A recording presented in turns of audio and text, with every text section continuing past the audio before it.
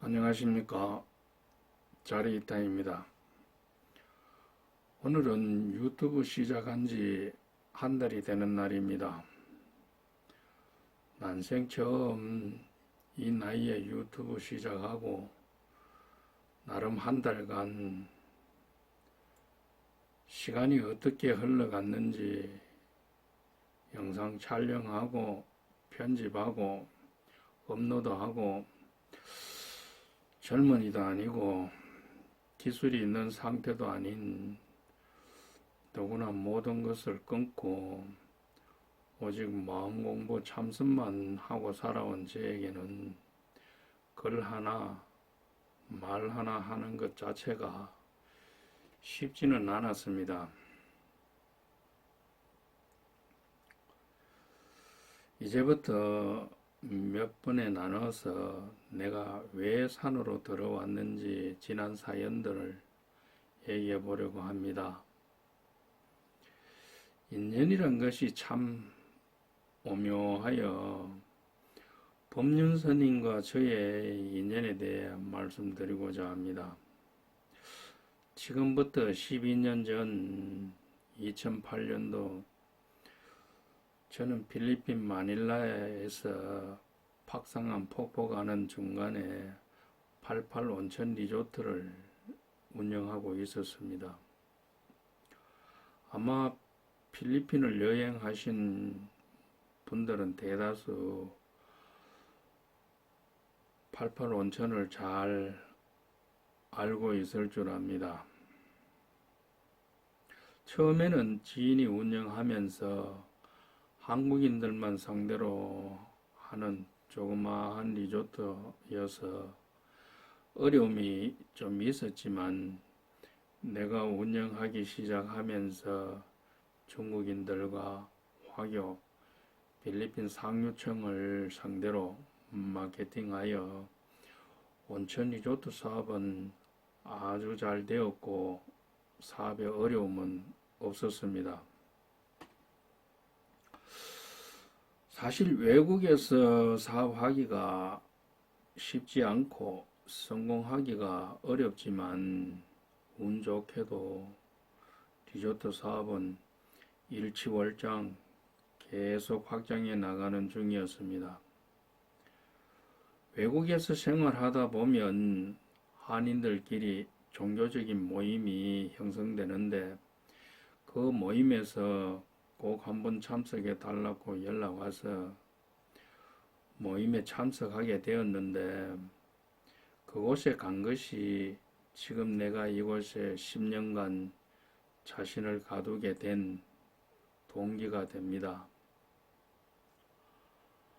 저는 어릴 때부터 부모님 영향으로 절에 자주 가게 되었고 한때는 절에서 공부한 적도 있었습니다. 그날 낮 예불을 보고 스님 영상 법문을 듣는다고 하면서 영상 법문 정문적답 아마 내가 기억하기는 정문적설이 아니고 적답이라고 기억됩니다만 영상에 스님을 보는 순간 어디서 많이 본 분인데 한참 동안 어디서 봤을까 이렇게 생각하다가 옆 마을에 살던 최 누구 아이가 하고 깜짝 놀랐습니다.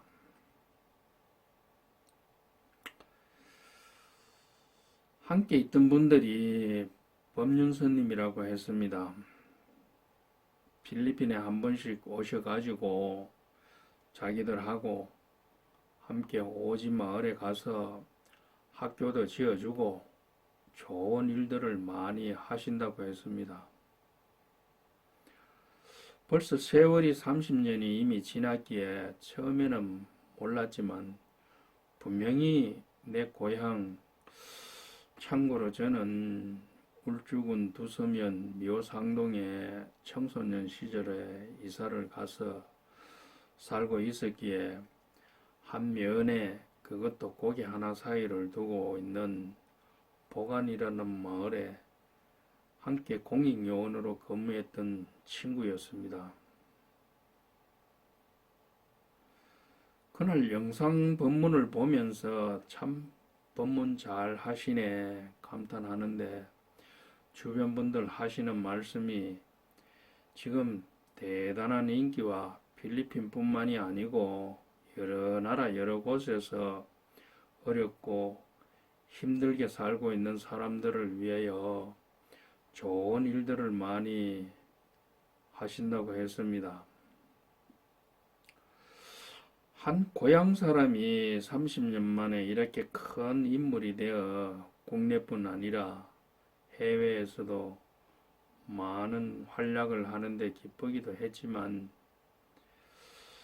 또 한편으로는 지금까지 내가 하는 일에 보람을 느끼면서 사업을 해왔는데 스님의 사업에 비하면 허전한 느낌과 미안한 마음, 이런저런 생각들을 하면서 언젠가는 나도 저런 삶을 한번 살아봐야겠다 하는 마음이 항상 떠나지 않고 동경의 대상이 되었습니다.